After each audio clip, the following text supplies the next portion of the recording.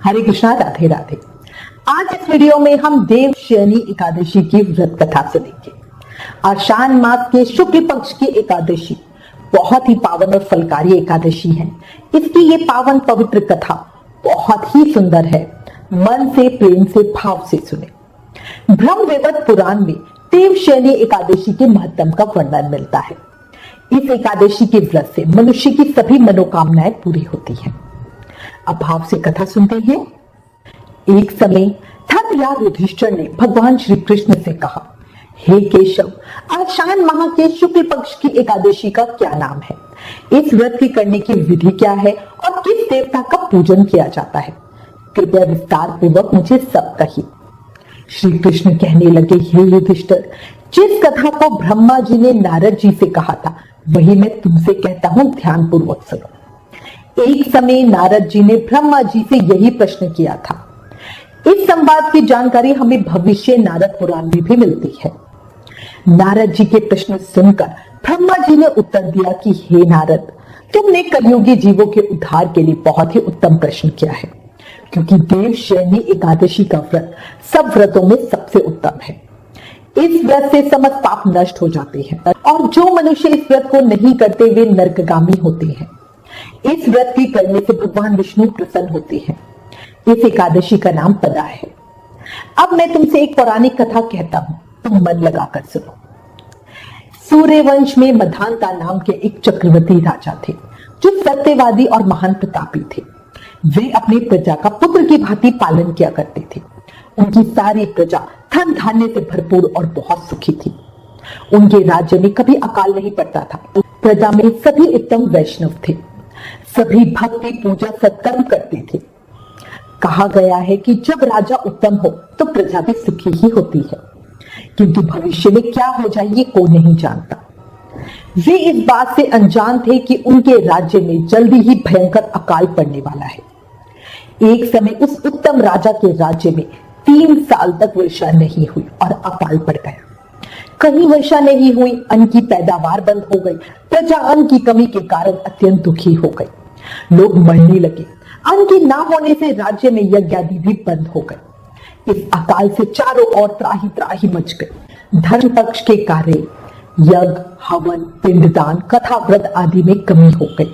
वो कहते हैं ना, मनुष्य पे जब मुसीबत पड़ी हो तो धार्मिक कार्यों में प्राणी की रुचि कहाँ रह जाती है। एक दिन प्रजा के सभी लोग राजा के पास जाकर कहने लगे, हे राजा, सारी प्रजा त्राही त्राही पुकार रही है, क्योंकि समस्त विश्व की सृष्टि का कारण वर्षा है। वर्षा के अभाव से अकाल पड़ गया है और अकाल से प्रजा मर रही है। इसलिए हे राजन, कोई ऐसा उपाय बताओ जिससे प्रजा का कष्ट दूर हो। राजा मधानता कहने लगे, आप लोग ठीक कह रहे हैं। वर्षा से ही अन्न उत्पन्न होता है और आप लोग वर्षा ना होने से अत्यंत दुखी हो गए हैं। मैं आप लोगों के दुखों को समझता हूँ। राजा के पापों के कारण ही प्रजा को दुख भोगना पड़ता है। मैं बहुत सोच विचार कर रहा हूँ, फिर भी मुझे अपना कोई दोष दिखाई नहीं दे रहा। पर फिर भी मैं आप लोगों के दुखों को दूर करने के लिए जल्दी ही उत्तम यत्न करूंगा। ऐसा कहकर राजा मधानता भगवान की पूजा करने के बाद कुछ मुख्य आदमियों को साथ में लेकर वन की तरफ चल दिए। वह अनेक ऋषियों के आश्रम में भ्रमण करते हुए अंत में ब्रह्मा जी के पुत्र अंगिरा ऋषि के आश्रम में पहुंचे। वहां राजा ने घोड़े से उतरकर अंगिरा ऋषि को प्रणाम किया। मुनि ने राजा को आशीर्वाद देने के बाद उनसे आश्रम में आने का कारण पूछा।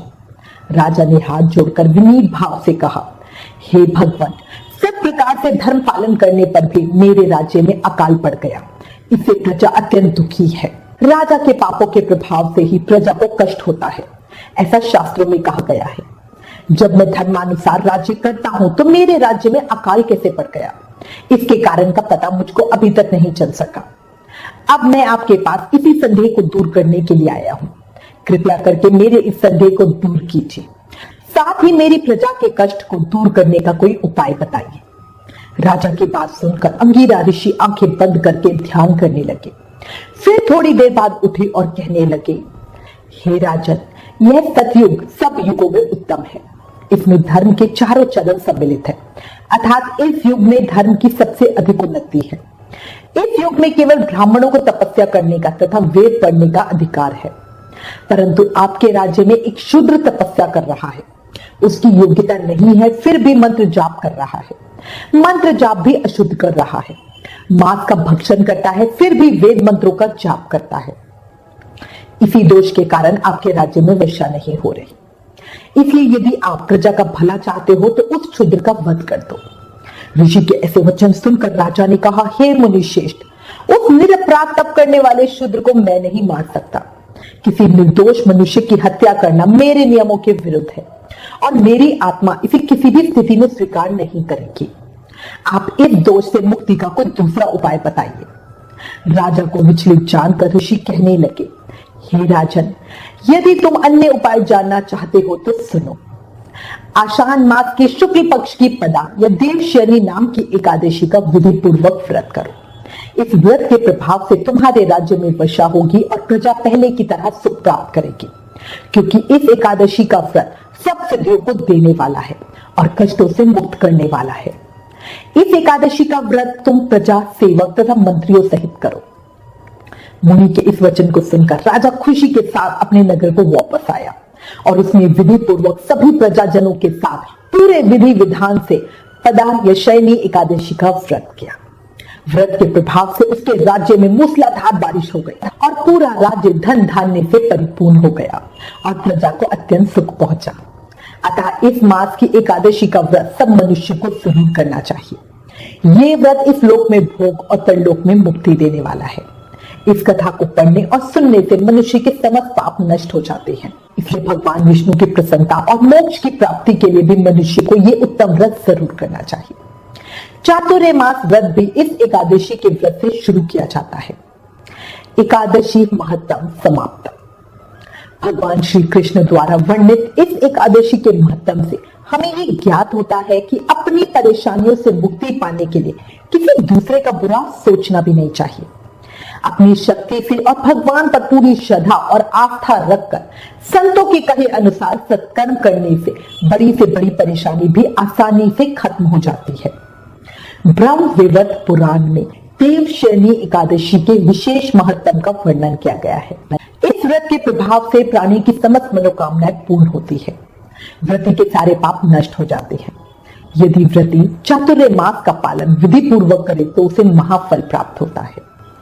बोलो लक्ष्मी नारायण भगवान की जय, बांके बिहारी लाल की जय।